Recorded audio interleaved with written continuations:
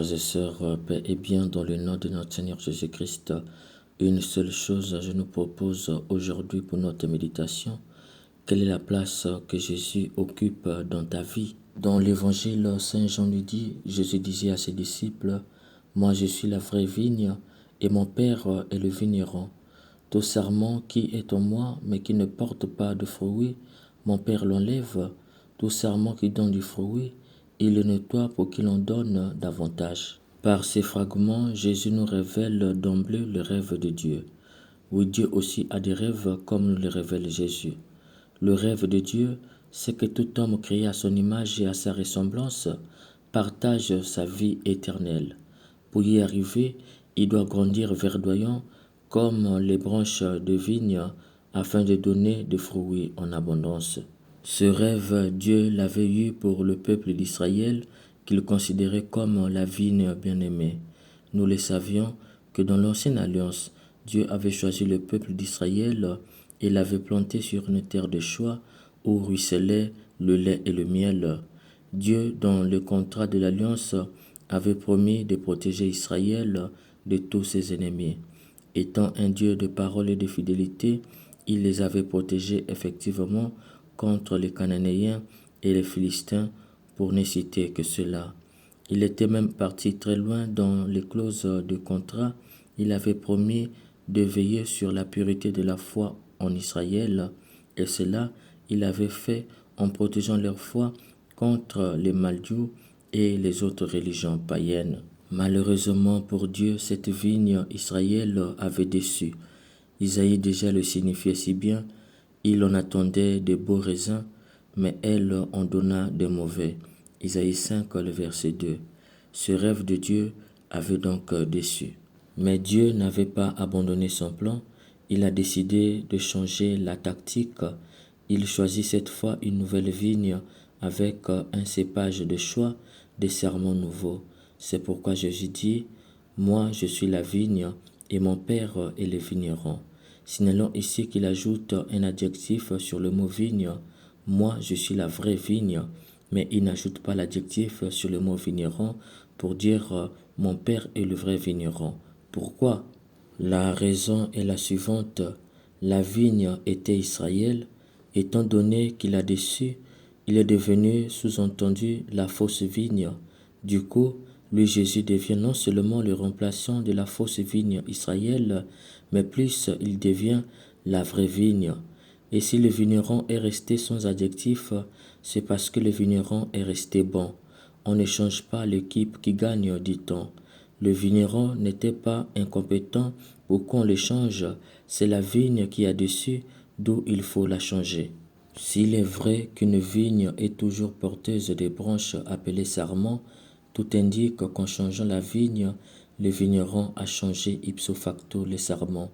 D'ailleurs, toute nouvelle vigne arrive avec ses propres sarments, ce qui veut dire qu'il y a eu une nouvelle vigne avec de nouveaux sarments. C'est pourquoi Jésus dit, tout sarment qui est en moi, mais qui ne porte pas de fruits, mon Père l'enlève. Tout sarment qui donne du fruit, il le nettoie pour qu'il en donne davantage. Ainsi donc, Jésus nous révèle que le vigneron, c'est son Père, la vigne, c'est lui Jésus, et les sarments, ce sont des chrétiens. Nous voyons une communion de mission entre les trois. Le Père et le vigneron, c'est parce qu'il est la vigne, et la vigne est importante pour le vigneron, c'est parce qu'il y a les sarments, et les sarments portent des fruits, c'est parce qu'il y a la vigne. Étant donné que la communion de la vigne et le vigneron est intrinsèque, inséparable, le problème se trouve alors du côté des sarments. C'est donc aux sarments de tout faire pour pénétrer et demeurer dans cette communion de la vigne et du vigneron. C'est pourquoi Jésus joue sur un jeu de mots, porter les fruits et donner les fruits. Tout sarment qui est en moi et qui ne porte pas de fruits d'un côté, tout sarment qui est en moi et qui donne des fruits de l'autre côté.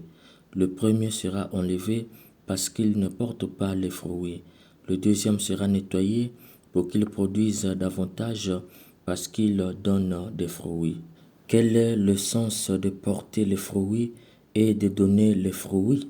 Pour répondre à cette question, il nous faut inéluctablement faire un tour dans une plantation de vignes. En effet, dans une plantation de vignes, le vigneron a énormément de travail, car la vigne doit être taillée constamment. Tous les sarments ne peuvent pas donner de fruits et le choix s'impose à lui. Pourquoi? C'est parce que certains sarments consomment beaucoup de sève mais ne produiront pas. Ils empêchent les sarments qui vont donner beaucoup de fruits de consommer beaucoup de sève afin de produire davantage. Le vigneron, c'est celui qui est capable de les détecter avant afin de les couper pour qu'ils ne consomment pas inutilement la sève et n'empêchent pas les sarments qui donneront beaucoup de fruits de consommer beaucoup de sève. Ainsi donc, par le jeu de mots, porter des fruits et donner des fruits, Jésus nous révèle que ceux qui portent des fruits, ce sont des sarments qui consomment inutilement la sève, et ceux qui donnent des fruits, ce sont des sarments qui consomment la sève pour en donner davantage de fruits. Le fruit, il faut entendre par là l'amour. La sève, il faut entendre par là la parole de Dieu. Ceux qui ne portent pas de fruits, ce sont des chrétiens qui consomment la parole de Dieu inutilement sans que cette parole ne produise en eux l'amour. Ceux qui donnent le fruit, ce sont des chrétiens qui consomment la parole de Dieu et cette parole produise en eux l'amour. À ceux du premier, le Père les enlèvera. Le terme grec est plus fort. Il signifie « il le coupera ». Il faut entendre par là qu'il leur sera enlevé cette parole de Dieu. C'est très grave, chers frères et sœurs, car cela dénote une mort éternelle. Là où l'homme est coupé définitivement de la parole de Dieu, c'est l'enfer. Jésus nous avertit donc et nous invite à faire attention. Si la parole de Dieu ne nous transforme pas, c'est que nous la consommons inutilement et nous sommes passifs de l'enfer. C'est pourquoi Jésus dit, si quelqu'un ne demeure pas en moi, il est comme un sarment qu'on a jeté dehors et qui se dessèche. Les sarments secs, on les ramasse, on les jette au feu et ils brûlent. Au deuxième, le Père les nettoie pour qu'il en donne davantage. Il faut entendre par là les chrétiens qui se laissent transformer par la parole de Dieu, ceux qui, après avoir consommé la parole de Dieu, celle-ci produit en eux l'amour. Le Père le nettoie. Il faut entendre par là qu'il rendra pur leur amour en y ajoutant d'autres vertus pour qu'il en donne davantage, c'est-à-dire qu'il soit au cœur du monde la lumière et le sel qui attireront beaucoup des égarés à Dieu. C'est dans cette logique que Jésus ajoute, mais vous, déjà vous voici nets et purifiés grâce à la parole que je vous ai dite. Ici, Jésus révèle une vérité fondamentale. En fait, les serments ne produisent pas davantage en raison de leur seule force et qualité. C'est la sève du cep qui leur donne de produire des fruits plus abondants.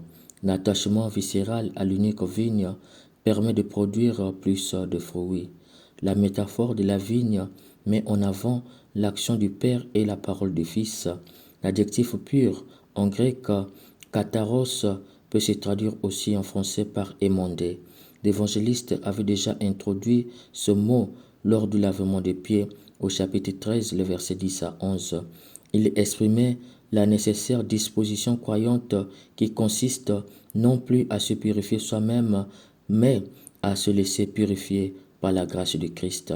De même, ici, la pureté, le mandement est mise en relation avec la parole de Jésus qui agit pour les croyants et la communauté. Ce qui veut dire en fait que les croyants qui se sont laissés transformer par la parole de Dieu au point que cette parole a produit en eux l'amour, Jésus révèle que c'est toujours et encore par sa grâce que cette parole les a transformés au point de produire en eux l'amour. Ce qui revient à dire que ces chrétiens ne sont rien sans Jésus, la vigne du Père. D'où il ajoute « Demeurez en moi comme moi en vous ». De même que le sarment ne peut pas porter de fruits par lui-même s'il ne demeure pas sur la vigne, de même vous non plus si vous ne demeurez pas en moi. Moi, je suis la vigne, et vous les sarments. Celui qui demeure en moi et en qui je demeure, celui-là donne beaucoup de fruits, car en dehors de moi, vous ne pouvez rien faire. Le verbe demeurer est fondamental ici. Il qualifie la relation d'attachement durable et fondamentale avec Jésus, la vigne du Père. Sans cette relation d'attachement durable et fondamentale avec Jésus, la vigne du Père, il n'y aura pas l'accueil de sa grâce. Du coup, le chrétien ne pourra rien faire. C'est pourquoi il dit, en dehors de moi, vous ne pouvez rien faire. Sans la grâce, l'homme ne peut rien. Jésus va même très loin et dit, celui qui demeure en moi et en qui je demeure, celui-là donne beaucoup de fruits, car en dehors de moi, vous ne pouvez rien faire. Par cette phrase, la métaphore de la vigne et ses sarments prend une autre tournure, celle d'une portée ecclésiale. La phrase alterne le singulier celui qui, quant à l'appel à la fidélité, est le pluriel vous, pour désigner la vie communautaire dans laquelle s'insère le chrétien. Tous les sarments se nourrissent de la même sève. Dès lors, tous, ensemble et unis, sont appelés à vivre du Christ et de sa parole dans une communauté chrétienne. La glorification du Père tient dans la fidélité et l'unité des disciples de son Fils autour d'une communauté chrétienne, d'où Jésus dit, ce qui fait la gloire de mon Père, c'est que vous portiez beaucoup de fruits et que vous soyez pour moi des disciples. La prière de la communauté devient le lieu privilégié où s'exprime la qualité de la relation au Seigneur qui agit en sa faveur. Demandez tout ce que vous voulez et cela se réalisera pour vous. C'est très beau, chers frères et sœurs. Jésus nous révèle qu'il ne s'agit pas seulement de demeurer en lui, mais il s'agit à la fois de demeurer en lui et dans son Église pour porter non seulement les fruits, mais avec les autres chrétiens, porter beaucoup de fruits. L'attachement à lui Jésus va désormais de pair avec l'attachement à son Église, car c'est là qu'il se donne pleinement. D'où il n'y a pas de chrétiens en solo, des chrétiens non pratiquants et des chrétiens qui papillonnent des églises en église. Mais pourquoi le Christ insiste tant à cette communion entre nous? C'est parce que, chers frères et sœurs, si le monde sera sauvé, c'est grâce à la charité.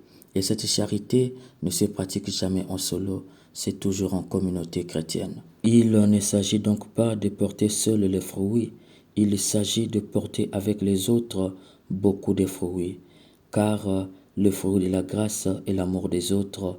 Aimez-vous les uns les autres comme je vous ai aimé. Jean 15, le verset 12. Par conséquent, le signe de notre relation au Christ est la qualité de notre service auprès de nos prochains. Depuis que Dieu est devenu homme, disait lui Évélie, il faut traiter l'homme comme Dieu. Voilà là où Jésus nous invite à porter les fruits les uns envers les autres, pour qu'ensemble nous portons beaucoup de fruits, signe d'amour qui sauvera le monde. Et c'est là que c'est difficile, car comme disait quelqu'un, là où il y a l'homme, il y a l'hommerie. Ce qui revient à dire que là où il y a une communauté, même chrétienne, il y a la méchanceté. Mais c'est au cœur de cette méchanceté que nous devons témoigner de l'amour de Christ.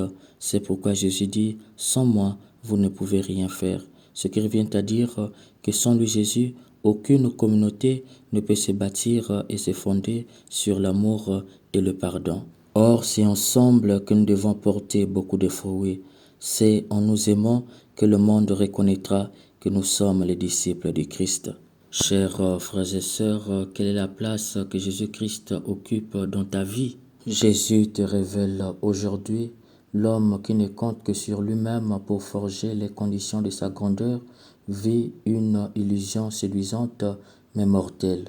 Ce faisant, il se limite à ses propres possibilités, ce qui l'entraîne à se perdre en croyant se trouver.